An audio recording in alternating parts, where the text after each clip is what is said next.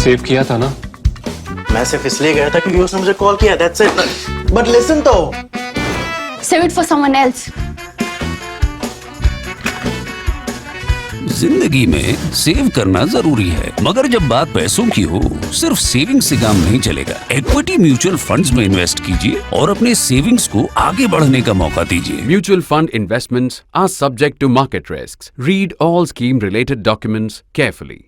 Taiwan, China, Nancy Pelosi, Xi Jinping, Tsai Ing-wen, these are names which have been buzzing in your ear for the last couple of days. Why? Because Nancy Pelosi, who is the Speaker of the Congress in America, she has landed in Taipei after much speculation on whether she will go or not. So what's happened in this case is her coming there is a show of strength by America to China.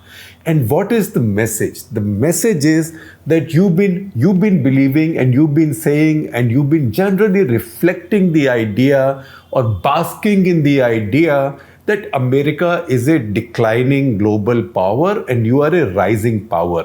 We challenge that notion. The Americans say that we challenge that notion. We are not a declining power. We are still the preeminent superpower in the world. You are the second superpower and you are rising, but it's not as if we are declining. So this is a statement of defiance and strength by the Americans. Now that has led to this very sharp reaction from China. Now, if you've been watching Indian TV channels, it would look like a war is about to break out, right? Sometimes I feel tempted to say, listen, why don't Indian TV channels decide to de-escalate the China-Taiwan situation a little bit? Because if there is a war over Taiwan, it will not be a war between China and Taiwan. It will not be like Russia and Ukraine, where Ukraine is then given wherewithal to fight Russia by the Western powers. No, in this case, the Western powers, particularly the US, will get directly involved. And it won't just be the US, chances are even the Japanese will get directly involved. And as we go along, I will explain to you why that will happen. But before we get there, let me answer the obvious question that will come from you, which is how similar or how different are these two situations, that is Russia, Ukraine and China, Taiwan. Now there are similarities and there are differences, and there are some factors which are more complex, which have some similarities but also some differences, if not necessarily of principle, then of scale. For example, look at Ukraine and Russia. So Ukraine's population is about 1/3 of Russia. So Russia is a much bigger country. That is about 3:1 of Ukraine's population. In case of PRC, People's Republic of China, that is Xi Jinping's China, and Taiwan, which used to be called Republic of China, that population difference is almost like 65:1, because PRC is 140 crore plus and Taiwan is 2 crore 30 lakhs, only about the population of Kerala in our country. So that is the difference between the two countries. So once again, one larger, one smaller, but Ukraine and Russia, one is only 3:1. In this place, it's 65:1. So that is how there is a difference in scale. Now, similarities in the two situations. One, I told you, larger country, smaller country. One is a democracy, the other a dictatorship. Now, you might say that, oh, but Putin is elected. So, all right. Russia is a 70% dictatorship. China, on the other hand, is a 95% dictatorship. At least we can always argue over a few percentage points here and there, depending on what vantage point you're looking at the situation from. So that's it. China is almost a perfect dictatorship.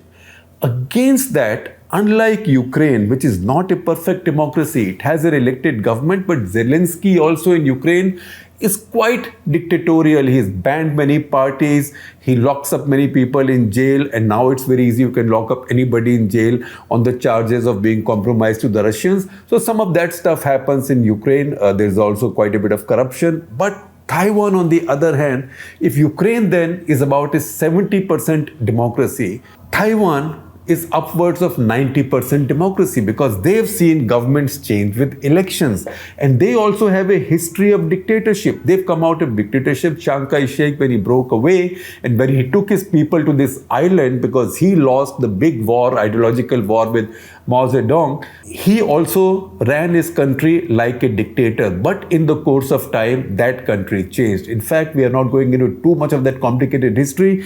I am sharing with you our two other episodes of Cut the Clutter, that is 591 and 851, if I remember correctly. And you can watch some of that stuff there. The fact is that until 1991, that is just over 30 years back, until then, China, that is People's Republic of China, and Taiwan were officially in a state of war.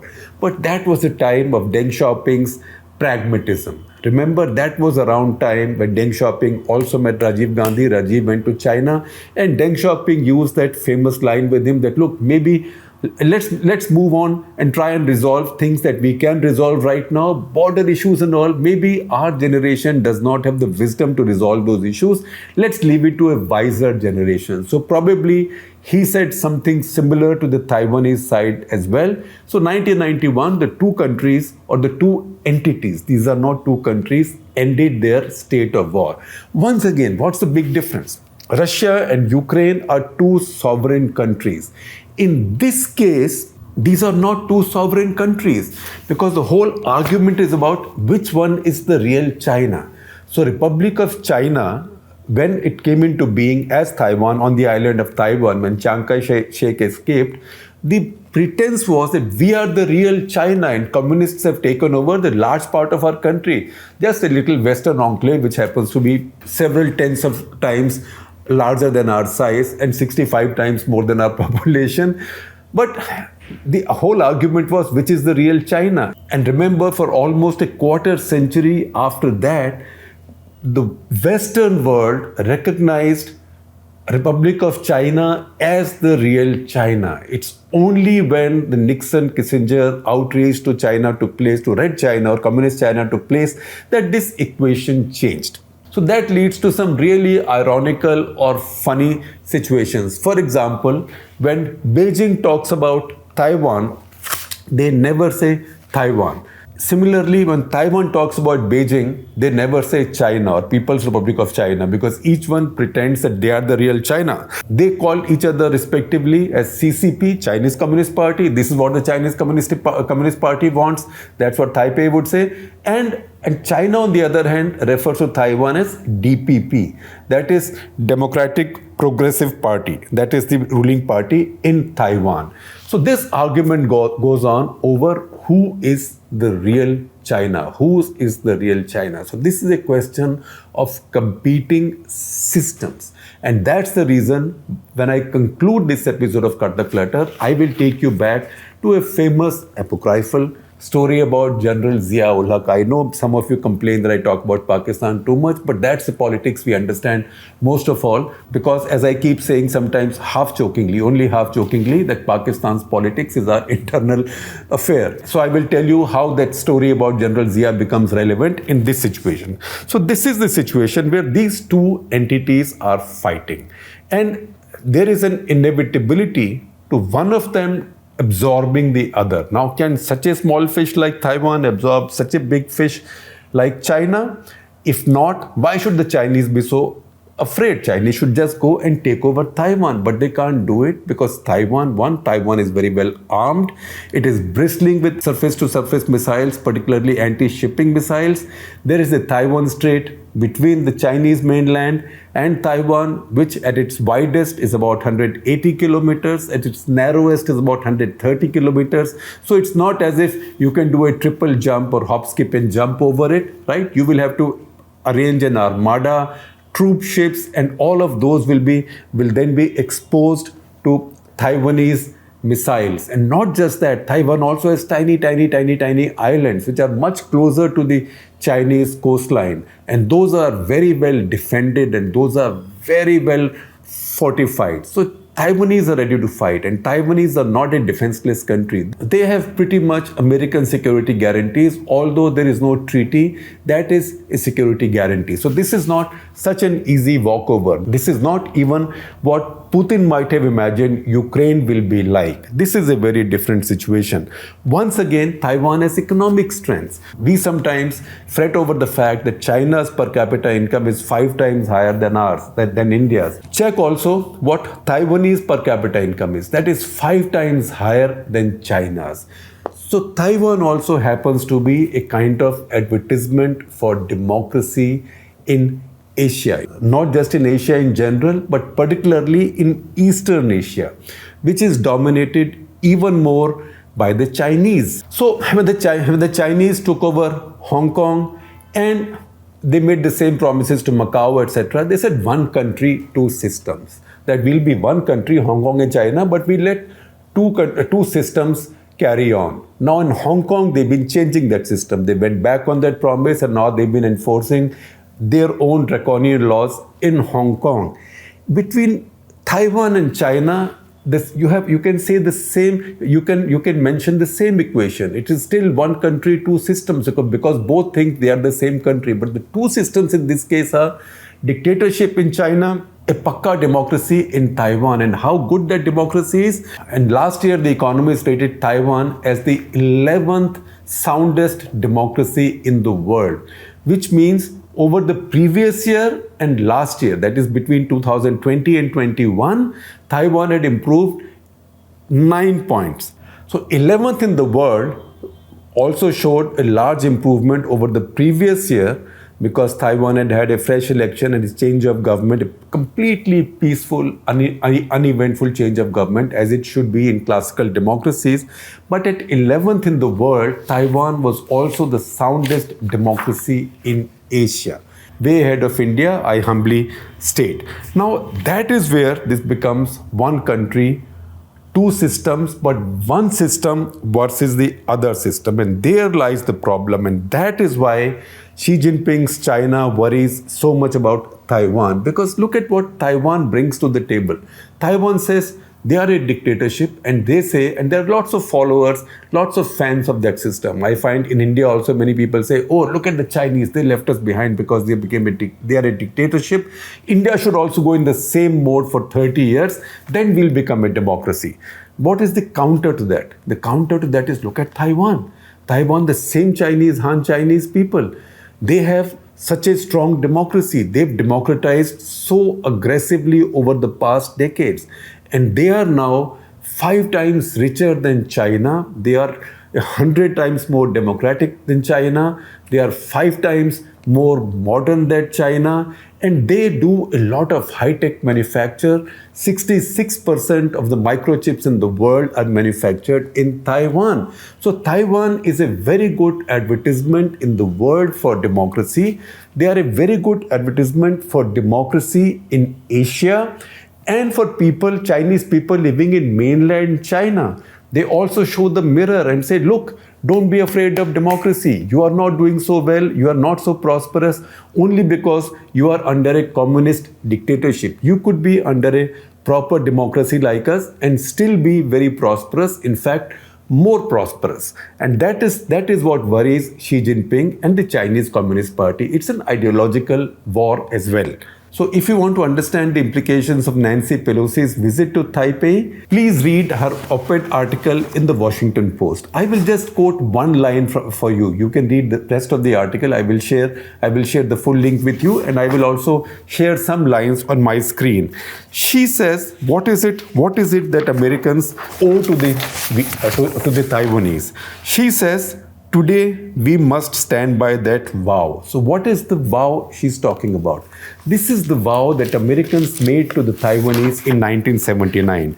I told you that earlier they recognized Taiwan as the real China. So between 1954 and 1979, Taiwan had a full security guarantee from the Americans. In 1979, under Jimmy Carter, while Nixon and Kissinger had started the process. 1979, he fully normalized relations with China. So he was now going to fully recognize the People's Republic of China, open his embassy there. So he could not have his embassies in two Chinas. So as he did that, America also ended the 1954 security treaty with Vietnam. But that was substituted by a new law passed by an overwhelming majority in the US House called Taiwan Relations Act. So Taiwan Relations Act of 1979 says many things, but it also underlines some common values, shared values with Taiwan, which it said US must help protect. This is a US commitment to democratic Taiwan, ideas of self-determination, self-government, democracy, freedoms, human dignity, human rights. You can see how irritating all of this must be to Xi Jinping.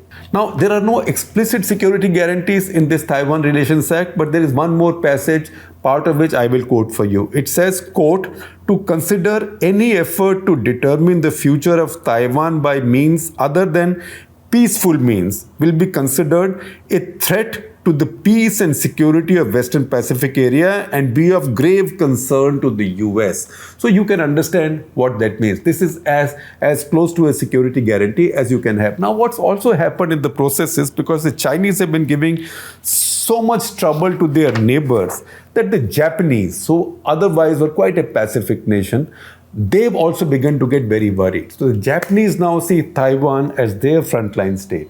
And they think that if tomorrow the Chinese are able to take over Taiwan, then Japan will become the frontline state. And China already has claims over Senkaku Islands. You can see it on the map, and we've done a whole Cut the Clutter episode on this in the past. I will share that link also with you. So the Japanese now say that they have a stake in Taiwan security. So last year, when Japanese Prime Minister Yoshihide Suga and Biden had their summit meeting, in that joint statement, Taiwan featured for the first time since 1969. That is in 53 years. What changed in 1969? 1969, Japan established relations with People's Republic of China. And the joint statement said that they both, that means US and Japan, recognized and accepted the importance of peace and stability of the Taiwan Straits. And before that, this joint statement came on 16th of April 2021.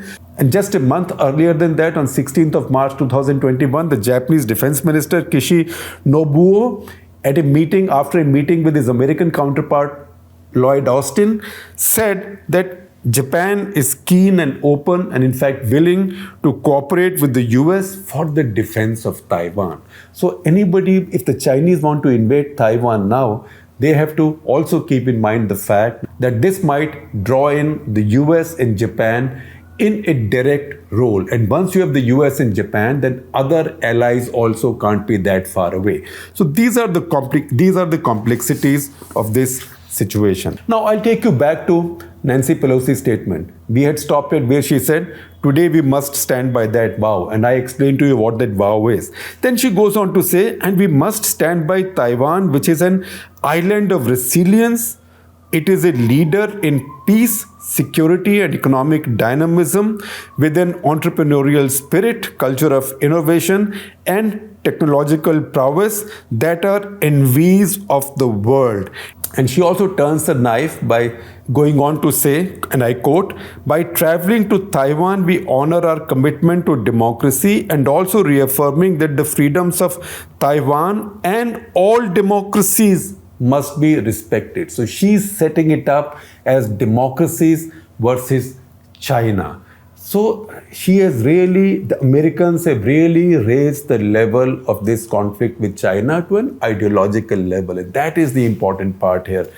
Which brings us back to our Ziaul Haq story. Now, why is Xi Jinping getting so angry? Why is China getting so angry and getting so triggered by Pelosi's visit to Taiwan? Why does anything that Taiwan does or say, or any engagement that any other country has with Taiwan upset the Chinese so much, upsets the Chinese Communist Party so much, because for them, the biggest irritant, the biggest fear is the democracy of Taiwan and the success of Taiwan's democracy. Because if it can work with Chinese people, the same Han Chinese people in Taiwan, why can't it work with People's Republic of China? So they feel that threat from democracy. It is not a military threat from a tiny entity called Taiwan, but it is the exportability of democracy which threatens the Chinese Communist Party, and they don't want to lose their total hold on power, which brings us back to that promise story about Ziaul Haq. So usually you would find that countries which have tough dictators,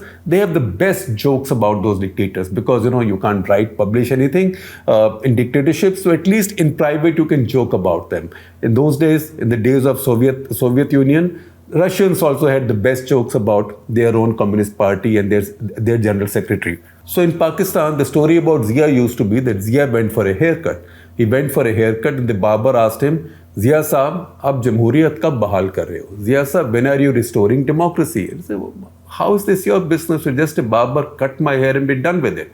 So after 2 minutes, the barber again said, Zia Saab, election kab kara rahe ho? When are you holding elections? So how is this your business? Don't you know I'm Chief Martial Law Administrator? I can hang you. Sorry, Zia Saab, maaf kijiyega. I apologize. Again, the guy starts. 2 minutes later, he again asks. Finally, Zia says, what the hell is going on? You know who I am. I can hang you. I can have you shot right now. Why are you going on and on asking me when I will restore democracy or when I will hold elections? So the barber said, Sir, Zia Saab, I know the risks, I know the danger, but what can I do? You use so much brill cream in your hair that it's impossible for me to cut your hair. Your hair are so matted. But the moment I mentioned the words democracy and elections, your hair stand up on the end and it's much easier to cut them. Some similar stuff happens with the Chinese Communist Party when they look at Taiwan. Because Taiwan is a thriving democracy, in fact, thriving 5x of People's Republic of China. And that's why it makes their hair stand on the end. We know that the Zia story is just a joke, but I just thought that's a good way of explaining why Xi Jinping gets so angry with Taiwan.